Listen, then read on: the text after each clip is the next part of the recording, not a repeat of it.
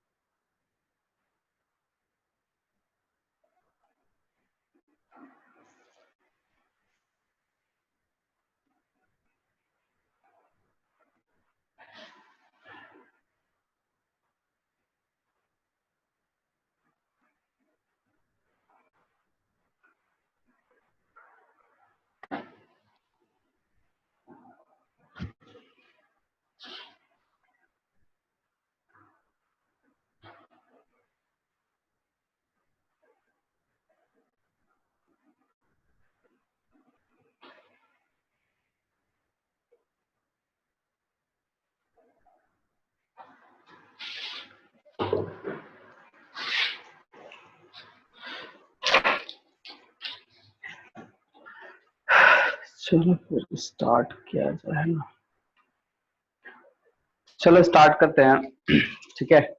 सो हम लोग का जो है लास्ट हम लोग क्या कंप्लीट किए थे वो जीन थेरेपी कंप्लीट था ना।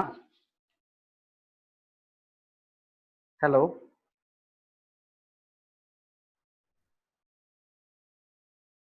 हेलो। हाँ सर। जीन थेरेपी कंप्लीट था, उसका हम लिखवा दिए थे। हमको यहाँ लग रहा है जीन थेरेपी जो है वो टू डिफिकल्ट लेवल से हम लोग टू डिफरेंट लेवल वाला किए थे, एम्ब्रायो और थेरेपी एंड पेशेंट वाला जो था। तो पेशेंट थेरेपी में हम लोग पढ़े थे एडीए जीन थेरेपी, यही ना।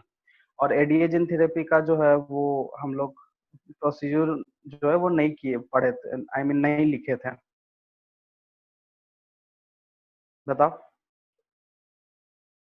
एडीए जिनका जो थेरेपी था उसका क्या प्रोसीड्यूर लिखे थे, हाँ या ना, कि कैसे किया जाता है? ये शायद नहीं लिखे थे, हमको जहाँ तक याद है।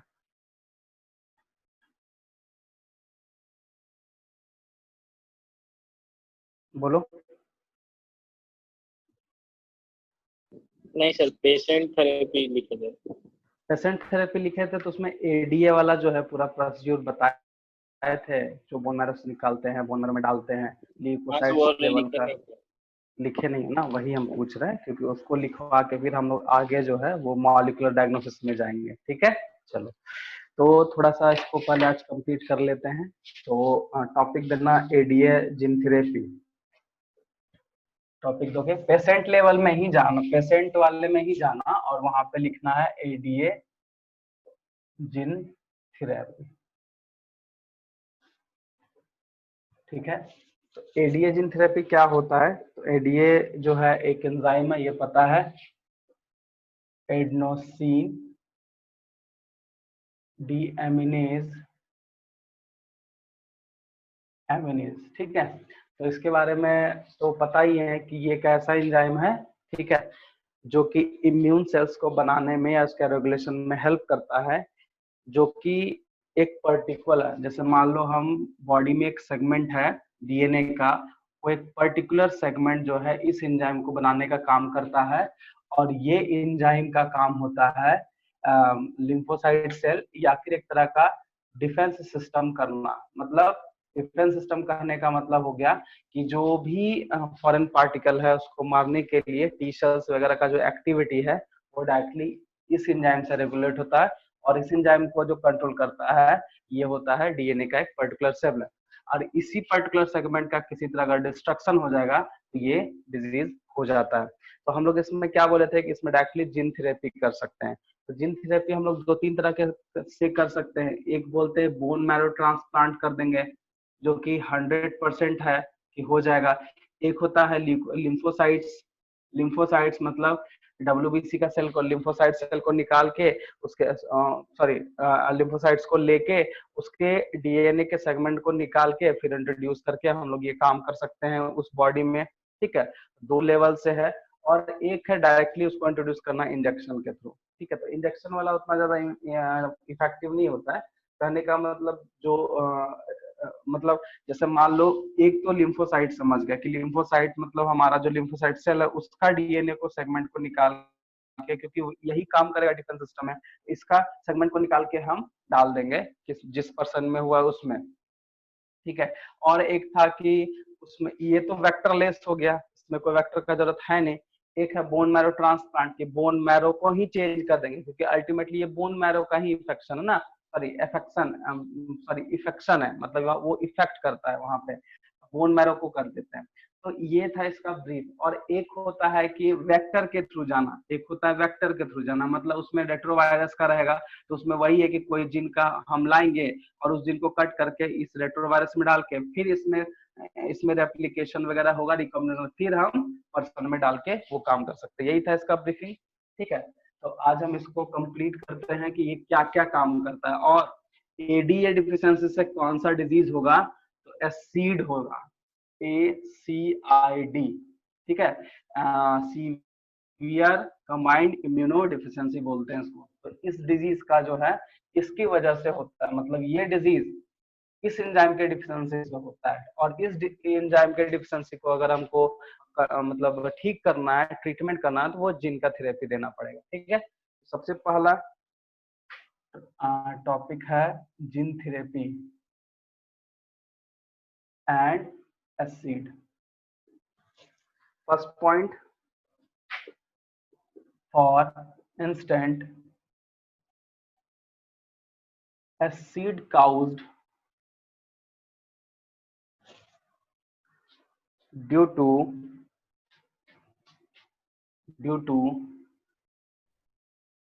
defect of gene defect of gene for the enzyme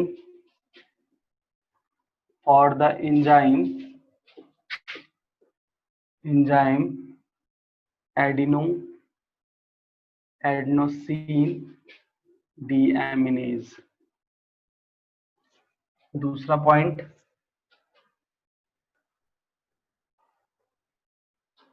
these patient have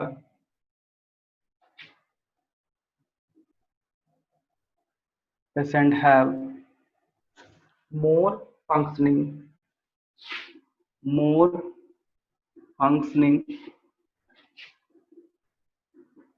T lymphocytes,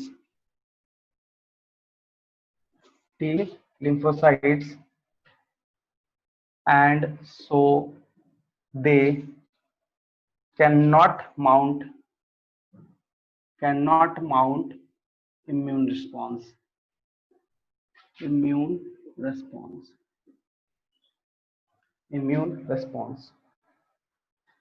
against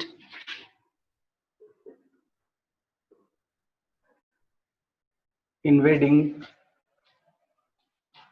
pathogen।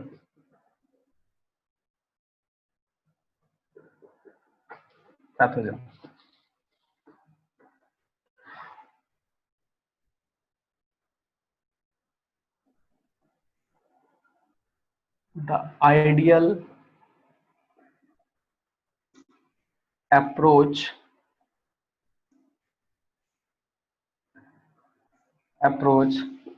for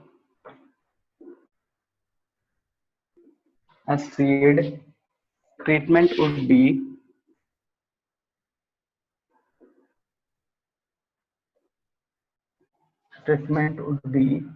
to give the patient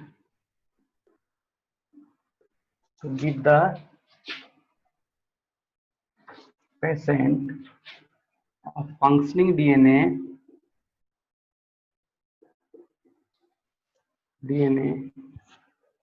that break down toxic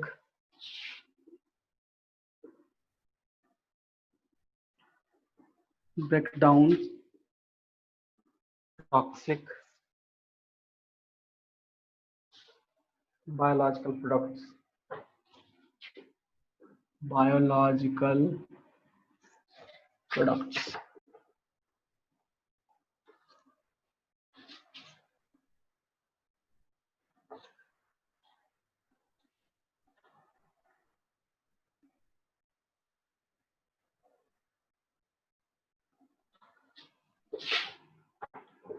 lymphocyte extracted from bone marrow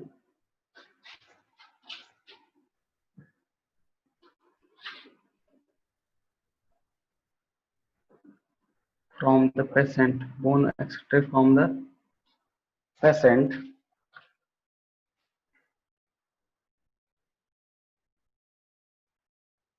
bone marrow of a of a SC patient. A good copy of human encoding. A good copy of human gene encoding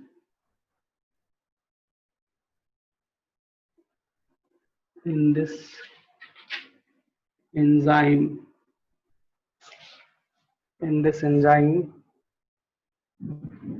is introduced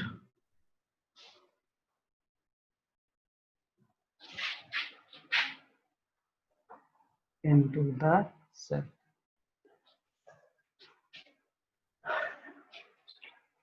इसको note करो. बीच cell हुआ, sorry, बीच cell. कर लिया sir no.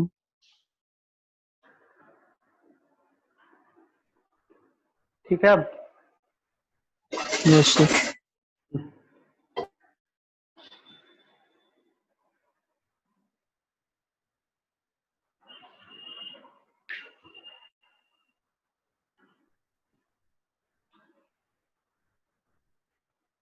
हो गया. इसको मिटाएं. हाँ sir. नहीं मिटाएं. हाँ सर हो गया.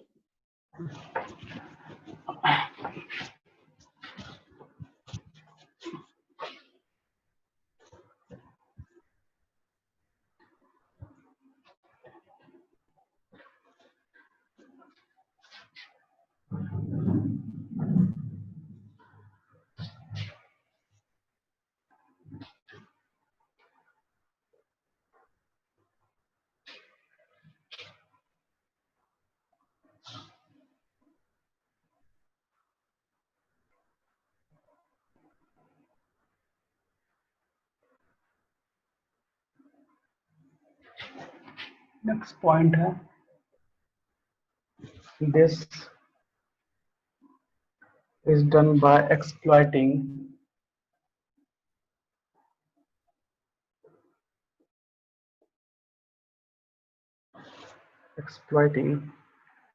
the property of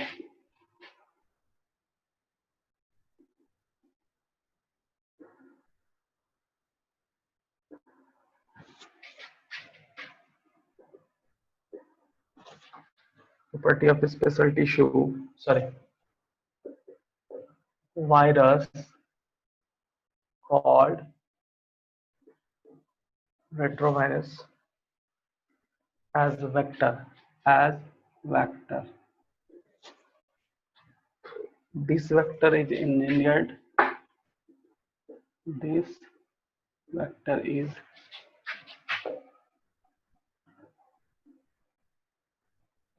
engineered to incorporated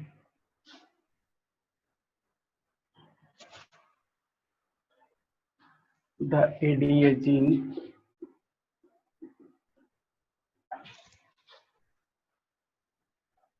that has the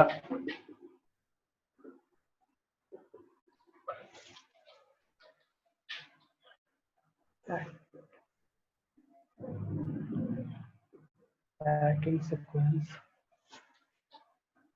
but not viral gene, but no viral gene. 5 point.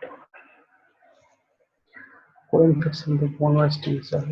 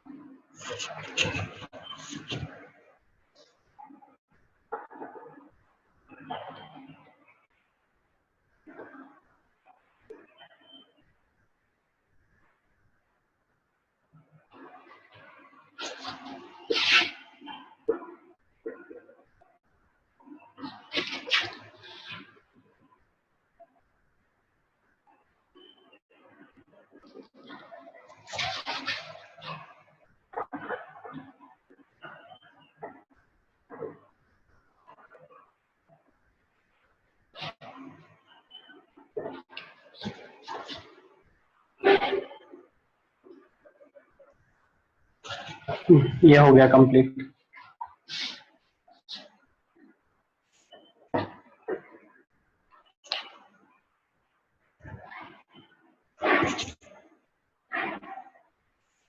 हो गया सर। हो गया ना?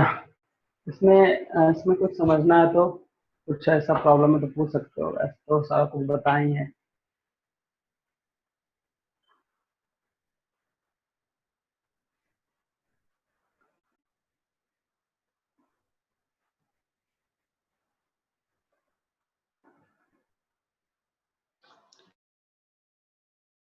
चलो ठीक है। सो अब ये टॉपिक कंप्लीट हो गया है। अब हम लोग का नेक्स्ट जो टॉपिक है वो है मॉलिक्यूलर डायग्नोसिस। पहले इसको समझते हैं फिर देखेंगे। देखो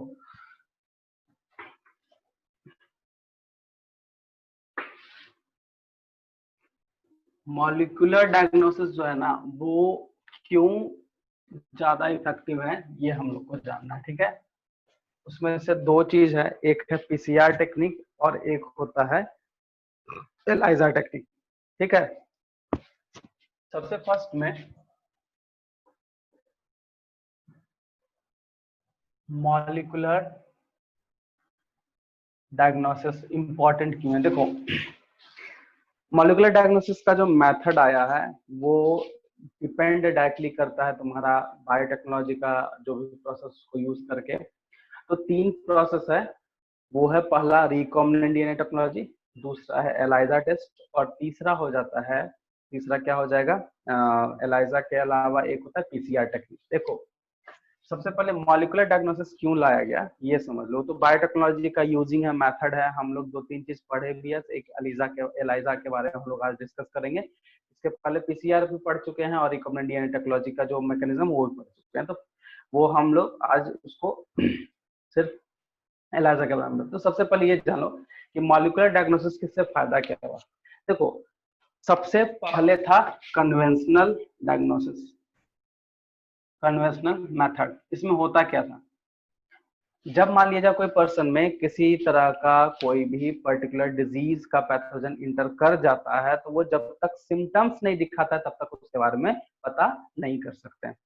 और बहुत ऐसा और मतलब डिजीज है जिसका हम लोग को एग्जैक्टली सिम्टम्स पता करना थोड़ा मुश्किल है, क्योंकि देखो सिम्टम्स पता करने से हम लोग को डिजीज के बारे में पता नहीं चलता है। पता हम लोग चलता है कब, जब उसका साइन पता चलता है, क्योंकि साइन जो होता है एक पर्टिकुलर डिजीज का ही साइन होता है। मतलब हम लोग कुछ ऐसा उसमें साइन देखेंगे जिसमें पता चल जाएगा कि हाँ ये वही डिजीज है। जैसे कि एग्जांपल लेना कॉमन, जैसे हम लोग बोलते हैं कि अभी फ्लू चलता है, फ्लू में भी फीवर आता है, मलेरिया है तो मलेरिया में भी फीवर है, टाइफाइड है तो टाइफाइड से कि हाँ ये एग्जैक्टली वही फिगर है, सॉरी वही डिजीज है। जैसे एक मतलब कि डिजीज का बात करें तो मलेरिया और टाइफाइड का दोनों का बहुत ही सिमिलर सिम्टम्स है, ठीक है। अब जब सिमिलर सिम्टम्स हो जाता है तो कैसे डॉक्टर्स पता करते हैं कि आखिर मलेरिया ही है या टाइफाइड ही है, तो फिर उसके लिए डायग्नोसिस करते हैं। डायग्नोसिस करके साइन पता करते हैं। साइन, सिम्टम्स कॉमन हो सकता है बट किसी भी पर्टिकुलर डिजीज का साइन जो है वो कभी भी कॉमन नहीं होता है। तो साइन कैसे पता करेंगे, ठीक है। तो साइन पता करने के लिए एक मैकेनिज्म है जिसको हम लोग बोलते हैं डायग्नोसिस। डायग्नोसिस करो, बोलता है इस डिजीज को डायग्नोसिस करो फिर उसका ट्रीटमेंट करो। तो डिजीज को डायग्नोसिस मतलब क्या, तो उसमें हम लोग क्या बोलते हैं कि जैसे मान लो अगर किसी को मलेरिया है और किसी को टाइफाइड है, ठीक है, तो डॉक्टर्स को नहीं पता है भाई कि उसको मलेरिया है कि टाइफाइड, वो तो क्या करेगा, वो डायग्नोसिस करेगा। डायग्नोसिस कैसे करेगा, वो लिख देगा एमपी इन ब्लड चेक करने। अब ये एमपी इन ब्लड क्या है, तो मलेरिया पैरासाइट इन ब्लड। इसके लिए हम लोग क्या जाएंगे, ब्लड को देंगे, सॉरी डायग्नोस्टिक सेंटर में जाएंगे, लैब में जाएंगे, वहां पे ब्लड को देंगे, और अगर मलेरिया पैरासाइट उसमें प्रेजेंट हुआ ब्लड में तो हम क्या बोलेंगे कि चलो मलेरिया है। लेकिन अगर मलेरिया निगेटिव आ गया तो फिर वहां पे क्या बोलता है, टाइफाइड को चेक करना। तो वहां पे टेस्ट आता है विडाल टेस्ट। क्या आता है, विडाल टेस्ट। हम लोग पढ़े भी हैं कि विडाल टेस्ट से टाइफाइड का डायग्नोसिस हो सकता है। तो विडाल टेस्ट अगर पॉजिटिव आ गया तो हम लोग क्या बोलते हैं कि टाइफाइड है, मतलब डायग्नोसिस को करना पड़ेगा, ठीक है। ये तो ब्लड की बात बोले। या फिर बॉडी में बहुत ऐसा चीज होता है जिसके कारण हम लोग का बॉडी नॉर्मल फंक्शन नहीं हो पा रहा है, उस केस में हम लोग ब्लड ले सकते हैं। ब्लड को वहां पे एनसीईआरटी में सेरम लिखा हुआ है, ध्यान देना, सेरम ले सकते हैं। यूरिन से हम लोग चेक कर सकते हैं, डायग्नोसिस कर सकते हैं। तो ये सब कब होता है, जब सिम्टम्स पता चल जाता है, दिखने लगता है, तब हम लोग ये मेथड करते हैं, और इसी मेथड को बोला जाता है कन्वेंशनल मेथड। जब मॉलिक्यूलर डायग्नोसिस आया तो यहाँ पे कन्वेंशनल मेथड में तुमको डायग्नोसिस का तरीका पता चल गया कि ब्लड और यूरिन मोस्टली लिया जाता है और उसी से पता करते हैं। लेकिन मॉलिक्यूलर डायग्नोसिस में यूज किए बायोटेक्नोलॉजी, बायोटेक्नोलॉजी। अब इससे क्या फायदा हुआ, अच्छा इसको क्यों लाए, बायोटेक्नोलॉजी को यूज करके क्या फायदा हुआ। तो हमको फायदा ये हुआ कि उसका सिम्टम्स आने से पहले ही हमको पता चल गया कि इसके शरीर में, आई मीन इस पर्सन में ये पैथोजन प्रेजेंट है और ये डिजीज काउज करेगा। करेगा मतलब कुछ दिन में ये अपना सिम्टम्स दिखाएगा, जिसका ट्रीटमेंट जो है वो मतलब हम लोग समय रहते कर सकते हैं। उसी में तुम्हारा बायोटेक्नोलॉजी में तीन आया है, सॉरी 3 प्रोसेस है जो हम लोग बोलते हैं रिकॉम्बिनेंट या recombination of DNA, recombination of DNA जो रिकॉम्बिनेंट डीएनए टेक्नोलॉजी बोलते हैं। एक होता है पीसीआर जिसको हम लोग बोलते हैं polymerase chain, polymerase chain reaction, ठीक है, जो कि हम लोग इसी का वो पार्ट है। और दूसरा एक पार्ट है एलाइजा, एलाइजा टेस्ट। तो एलाइजा का फुल फॉर्म होता है एंजाइम्ड लिंक्ड इम्यूनो सॉर्बेट एसे, ये है, ठीक है। तो देखो हमारे सामने दो है, मॉलिक्यूलर डायग्नोसिस में हम लोग सबसे ज्यादा पीसीआर और एलाइजा को लेते हैं। मतलब पीसीआर मतलब क्या, कोई एक पर्टिकुलर टाइप का सेगमेंट लेते हैं, क्योंकि मॉलिक्यूल का हम लोग को डायग्नोसिस करना, मॉलिक्यूलर डायग्नोसिस का डीएनए का कर सकते हैं, प्रोटीन का कर सकते हैं कि चेंजिंग हुआ है कि नहीं हुआ है। तो पीसीआर टेक्निक यूज करके हम लोग क्या कर दिए, हम लोग पता कर लगा लेते हैं। या फिर एलाइजा, एलाइजा तो बहुत ही ज्यादा फेमस है और तुम लोग जानते हो कि कौन सा टेस्ट में इसको सबसे ज्यादा यूज किया जाता है। एक्चुअली एलाइजा जो है वो एंटीजन एंटीबॉडी इंटरेक्शन करता है। ये क्वेश्चन यहाँ से बनता है, एंटीजन एंटीबॉडी इंटरेक्शन कौन करता है, तो एलाइजा टेस्ट करता है। या फिर एंटीजन एंटीबॉडी जो रिएक्शन इंटरेक्शन होता है ये किस डिजीज में हेल्प करता है डायग्नोस करने में, वो होता है एचआईवी, या फिर हम लिख सकते हैं वहां पे एड्स, ठीक है। क्योंकि देखो एचआईवी, मान लीजिए सपोज दैट एचआईवी का पैथोजन एंटर कर गया, तो हमको कब पता चलेगा, या किसी पर्सन को अगर हो जाता है कब पता चलेगा, 10 साल 12 साल 15 साल के बाद पता चलेगा। लेकिन उससे पहले ही कैसे पता चलेगा, हम लोग एलाइजा टेस्ट करा लेंगे, ब्लड दे देंगे, एलाइजा टेस्ट कर देगा, अगर एचआईवी पॉजिटिव होगा तो ठीक है, नहीं तो नहीं, मतलब नहीं तो निगेटिव तो निगेटिव, ये चीज है। तो यहाँ पे मॉलिक्यूलर डायग्नोसिस सीरियसली करने का मतलब कि बायोटेक्नोलॉजी का जो भी प्रोसेस उसको यूज करके हम लोग समय से रहते बॉडी में जो पैथोजन इंटर होता है उसके बारे में हम पता लगा सकते हैं और उसका ट्रीटमेंट हम प्रॉपर वे में कर पाएंगे, ये चीज होता है। तो उसी को हम लोग बोलते हैं मॉलिक्यूलर डायग्नोसिस। कन्वेंशनल में यही था कि हम लोग जाते थे, सिम्टम्स आता था तब हम लोग जाते थे, उसमें भी कुछ कुछ कॉमन हो जाता था जो कि प्रॉब्लम होता था, तो हम लोग सेरम या यूरिन वगैरह देके हम लोग मतलब उसको यूरिन ही हो गया, सेरम हो गया, ये सब देके उसका डायग्नोस करके रिजल्ट आता था, तो हम लोग को पता चलता है कि हाँ ये इसको पर्टिकुलर टाइप का डिजीज है, अब इसका ट्रीटमेंट स्टार्ट करो, ठीक है। ये कन्वेंशनल मेथड समझ में आ ही गया होगा इसमें क्या होता है। और बायोटेक में तो सामने तुम्हारे है कि आरटीडी है, या फिर हम लोग लिख सकते हैं पीसीआर के थ्रू कर सकते हैं, या फिर हम लोग लिख सकते हैं क्या वो मतलब antigen sorry enzyme linked ELISA test, sorry ELISA test जो कि एचआईवी एड्स के लिए होता है। देखो एचआईवी एड्स हम एग्जांपल डायरेक्टली अभी लिख दिए, इसका मैकेनिज्म हम बता देंगे कैसे क्या होता है। तो ध्यान रखें एलाइजा टेस्ट जो है ना ये डायरेक्टली इसी के लिए भी मतलब किया भी जाता है, और डायरेक्टली पूछेगा कि एलाइजा टेस्ट जो होता है वो किस डिजीज सॉरी किस प्रिंसिपल पे काम करता है, तो एंटीजन एंटीबॉडी इंटरेक्शन। ये कैसे करता है हम इसका मैकेनिज्म को समझते हैं, एकदम सिंपल है, ज्यादा कुछ है नहीं, ठीक है। सबसे पहले हम लोग पीसीआर समझ लेते हैं, ठीक है, कि पीसीआर क्या है। तो पीसीआर तो तुम लोग को हम बता ही थे, ठीक है। पीसीआर में क्या होता है बताओ,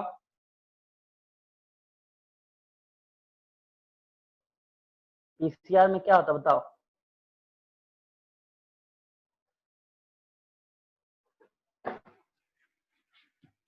पीसीआर नहीं पता, पीसीआर मैकेनिज्म में क्या होता था कि हम लोग ये डीएनए का सेगमेंट लिए, ठीक है, फिर इसको अनवाइंड किए, अनवाइंड के बाद यहाँ पे हम इसका एक आरएनए पहले बना दिए, यहाँ पे प्राइमर बनता था और ये फिर एनिलिंग हो जाता था। लेकिन डायग्नोसिस के लिए क्या करेंगे, तो डायग्नोसिस के लिए हम लोग क्या करेंगे कि एक डीएनए का सेगमेंट लेंगे, ठीक है, और उस डीएनए के सेगमेंट को हम पॉलीमरेज करा लेंगे। तो जो म्यूटेंट होगा ना वो म्यूटेंट एक्सप्रेस नहीं होगा और जो नॉर्मल होगा वो एक्सप्रेस हो जाएगा, कहने का मतलब वो नॉर्मल जो चेन है वो बना लेगा। तो नंबर ऑफ जो जितना भी सेगमेंट हमको मिला उसका कॉपी निकाल के देखेंगे कि कौन म्यूटेंट किया है कौन म्यूटेंट नहीं है। सपोज दैट मान लिया जाए कि ये सेगमेंट हम लेके इसका हम पीसीआर करा दिए, ठीक है। सपोज दैट मान लिया जाए कि हाँ मान लो कैंसर सेल है, ठीक है, कैंसर सेल को तो ये वाला जीन प्रमोट कर रहा है। अब हमको कैसे पता चलेगा कि यही जीन इसको मतलब इसमें किसी भी तरह का प्रॉब्लम नहीं है, तो हम इस सेगमेंट को लेंगे और इसको पीसीआर करा देंगे। अब जब पीसीआर कराएंगे तो बहुत सारा कॉपी मिलेगा, उस कॉपी में हमको जीन देखने से पता चल जाएगा कि हाँ उसमें म्यूटेशन हुआ है या नहीं हुआ है। अगर हुआ है तो मतलब वो डिजीज कैंसर है, क्योंकि ये cancer causing material sorry segment है, कैंसर कॉजिंग सेगमेंट है, जिस कारण ये पता चला कि नहीं ये म्यूटेंट है, यहाँ पे कैंसर होने का चांस है, या फिर कैंसर हो सकता है जो ट्यूमर के फॉर्म में रहता है। जैसे ब्रेस्ट कैंसर वगैरह का जो डायग्नोसिस होता है वो पीसीआर के थ्रू ही होता है, ठीक है। और पीसीआर के थ्रू मतलब बोल सकते हैं, जैसे ब्रेस्ट कैंसर की बात बोले, ब्रेस्ट कैंसर के साथ पीसीआर टेक्निक ही यूज होता है, यही है, सेम है, पीसीआर मैकेनिज्म ही वहां पे किया जाता है, ताकि बहुत सारा कॉपी निकाल के उसका म्यूटेशन का स्टडी करे कि हाँ वो जो सेगमेंट है वो उसमें म्यूटेशन हो रहा है कि नहीं। अगर हो रहा है, अगर हुआ है वो कॉपी नहीं बनाएगा, और अगर नहीं हुआ है तो कॉपी वो बना देता है। इसी को हम लोग बोलते हैं पीसीआर टेक्निक, जो कि टेक्निक हम लोग ये पहले भी पढ़ चुके हैं, ठीक है। अब हम लोग आते हैं एंजाइम लिंक। इसमें हम डायरेक्टली लिखे हैं एंटीजन एंटीबॉडी इंटरेक्शन। तो यहाँ पे एंजाइम का क्या काम है, देखो सपोज एक मान लिया जाए कि एक एंटीजन है, ठीक है, ये मान लीजिए एंटीजन है, इसमें कोई ना कोई एक एंटीबॉडी पे अटैक करेगा, एंटीबॉडी अटैक करेगा, और यहाँ पे जो एंटीबॉडी होता है वो प्रोटीन का बनता है। यहाँ पे क्या है, यहाँ पे ये एंटीबॉडी एज ए एंजाइम काम करता है, ठीक है, और वहां के सबस्ट्रेट को ए से बी में कन्वर्ट करता है, मतलब सबस्ट्रेट को किसमें, प्रोडक्ट में कन्वर्ट कर देता है। अगर ऐसा हो जाता है, ठीक है, अगर ऐसा हो जाता है तो फिर ये मतलब इसी मैकेनिज्म, सॉरी एक सेकंड, देखो एक्चुअली क्या है कि एंटीजन एंड एंटीबॉडी इंटरेक्शन में होता क्या है कि ये जो मैकेनिज्म है, कहने का मतलब कि इसमें एक एंटीजन है, इसके ऊपर में एंटीबॉडी का अटैक किया, एंटीबॉडी के एंजाइम बनाता है, एंजाइम बनाने के बाद ये क्या करता है, सबस्ट्रेट, वहां पे सबस्ट्रेट को प्रोडक्ट में कन्वर्ट, मतलब एंजाइम से वहां केमिकल रिएक्शन हुआ और प्रोडक्ट मिल गया, और इस प्रोडक्ट को फिर क्या करते हैं, इस प्रोडक्ट को यहाँ पे ये कलर प्रोवाइड कर देता है, क्योंकि इसमें रेडियो लेबल्ड होता है, रेडियो एक्टिव एलिमेंट क्या होता है, लेबल्ड होता है। अगर वो दिख जाता है,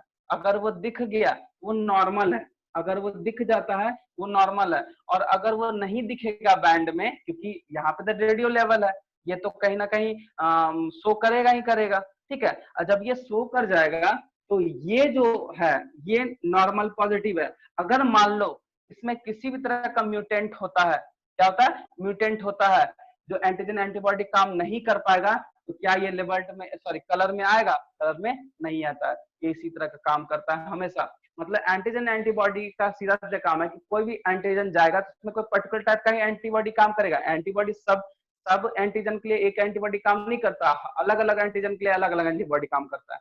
तो स्पेसिफिक वहां जाएगा और ये एंजाइम को बना के वो सबस्ट्रेट से प्रोडक्ट में कन्वर्ट करेगा। प्रोडक्ट में वो जो होता है वो रेडियो लेवल है, पहले से रेडियो लेवल वहां पे रहता है। एलाइजा का ऐसा किट आता है, एलाइजा कैसे काम करता है उसके लिए रेडियो लेवल्ड है। जैसे वो नॉर्मल रहेगा तो दिखा देगा, जो नॉर्मल नहीं रहेगा, जो म्यूटेंट हो जाता है जिसके कारण जो हम लोग बोलते हैं एचआईवी या एड्स या जो वायरस को इन्फेक्ट कर रहा है कहीं ना कहीं, तो जिसके कारण टी सेल वगैरह जो डिस्ट्रॉय हो जाता है, वो वाला जो पार्ट है वो हमको नहीं दिखेगा। तो म्यूटेंट होगा तो नहीं दिखेगा, और अगर नॉर्मल होगा तो दिख जाएगा। उसी बेस पे एंजाइम लिंक काम करता है, इसको ध्यान रखना, ठीक है।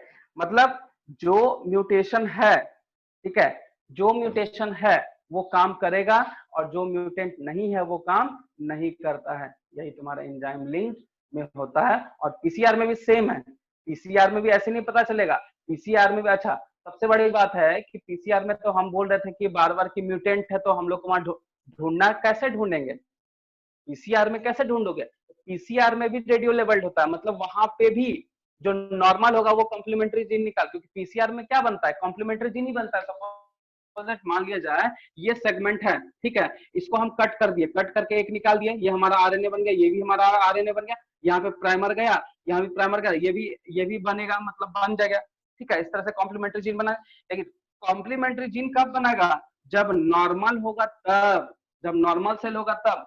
लेकिन सपोज दैट सोचो म्यूटेंट हो गया, हम क्या बताते हैं, मान लो कैंसर सॉरी सेल डिवीजन के लिए वहां पे हम उस चीज को डायग्नोस कर रहे हैं, तो सेल डिवीजन का एक पर्टिकुलर सेगमेंट है, उस सेगमेंट को अगर हम म्यूटेंट सॉरी पीसीआर कराएंगे तो नॉर्मल है तो वो पीसीआर मतलब कि एक से ज्यादा कॉपी बना लेगा। लेकिन अगर म्यूटेंट हो गया, अगर म्यूटेंट हो गया तो क्या वो ट्रांसफॉर्म करेगा, क्या वो पीसीआर बना पाएगा? नहीं। मतलब नॉर्मल में ये काम होगा, और अगर किसी तरह का वहां पे डिफेक्ट होगा तो वो काम नहीं करेगा। तो हम लोग लिख सकते हैं कि म्यूटेंट के केस में जब म्यूटेशन हो जाता है तो पीसीआर संभव नहीं है, और नॉर्मल होगा तो पीसीआर संभव है। ये मैकेनिज्म वहां पे हो जाएगा, नहीं तो नहीं हो जाएगा। सेम केस यहाँ पे भी हम लोग रेडियो एक्टिव एलिमेंट, अच्छा पीसीआर संभव यहाँ पे। अच्छा ये बात भी है कि कैसे हम बोल लेंगे, तो हम डायरेक्टली बताए वहां कलर प्रोवाइड करना पड़ेगा। क्या करना पड़ेगा? कलर। कलर भी दे सकते हैं, या फिर हम इस बेसिस पे भी देख सकते हैं कि कौन सा कॉम्प्लीमेंट हुआ, कौन सा नहीं हुआ। क्योंकि हमारे बॉडी में बहुत सारा सेल है, और हमको अगर किसी पार्ट के, कोई पार्ट का, पर्टिकुलर पार्ट का अगर पता चलता है कि नहीं वहां पे हो सकता है ट्यूमर या कैंसर, तो वहीं का नाम लोग निकालते हैं सेलिया, और सेल के बाद ये काम करते हैं। ठीक है, तो म्यूटेंट होगा तो वो मतलब पीसीआर नहीं कर पाएगा, और म्यूटेंट नहीं हुआ तो कर पाएगा। ठीक है, 2-3 बार रिपीट किया, अब शायद दिमाग में आ गया होगा। अब ये वाला मैकेनिज्म भी वही है, इसमें क्या हुआ, एंटीजन के साथ एक एंटीबॉडी अटैच हो गया। यहाँ पे एक एंजाइम वर्क करता है जहां पे सबस्ट्रेट को प्रोडक्ट में कन्वर्ट करता है। अगर वो प्रोडक्ट, अगर लाइट रेडियो लेवल रहता है तो वहां पे दिख जाएगा, अगर वो दिख जाएगा तो नॉर्मल है, नहीं दिखेगा तो इसका मतलब म्यूटेंट है। कहने का मतलब कहीं ना कहीं वो डिफेक्ट है, तो डिफेक्ट है तो वो शो कर रहा है। जैसे ब्रेस्ट कैंसर का केस दोनों में हम लोग ले रहे हैं, बार बार कैंसर कैंसर बोले तो दोनों के केस में ऐसा ले सकते हैं। ठीक है, अब बहुत सारा है, जैसे सिस्टिक फाइब्रोसिस है, उसके बाद हेमोफीलिया है, सिकल सेल एनीमिया, सारे जेनेटिक डिसऑर्डर का कहीं ना कहीं इस वजह से हम लोग पहले ही पता कर सकते हैं सिम्टम्स के, इसीलिए मॉलिक्यूलर डायग्नोसिस को लाया गया। ठीक है, यही है। बोले इसमें कोई दिक्कत? देखो दो ही पढ़ाना था, पीसीआर एंड एलाइजा, इसलिए हम ये दो तुम्हारे सामने किए हैं। है बहुत सारा प्रोसेस, ठीक है, बट एलाइजा सबसे ज्यादा बेस्ड बोलता है ना कि सबसे बेस्ट जो है यही डायग्नोसिस होता है हर एक डिजीज के लिए। अगर एलाइजा टेस्ट, अगर कभी कुछ वैसा लगे कि हाँ किसी पर्सन में कुछ हो रहा है उसको, या फिर एक लगता है फील होता है कि नहीं हमको ऐसा फील हो रहा है, वीकनेस हो रहा है या कुछ हो रहा है और हम ठीक ही नहीं हो रहे हैं, एक बार एलाइजा टेस्ट कराने से उसमें सारा क्या बीमारी है, क्या प्रॉब्लम है, सब कुछ पता चल जाता है उसमें। ठीक है, यही है तुम्हारा एलाइजा एंड पीसीआर। समझे इसको? बोलो इसमें कुछ दिक्कत है? समझ में आया? हाँ या ना? हाँ सर। समझ में आया ना? देखो इसलिए हम तुमको पीसीआर एंड एलाइजा बताए, क्योंकि ये दोनों तुम्हारा एकेडमी में पूछता है मैकेनिज्म के साथ। ठीक है, वैसे अभी हम वही लिखवा रहे हैं, तो उसको ध्यान से समझना जाना। कम से कम फिगर वगैरह देख के, इस तरह का डायग्राम बना के रिप्रेजेंट करके लिखोगे तो मार्क्स बहुत अच्छा आएगा। और ये सब छोटा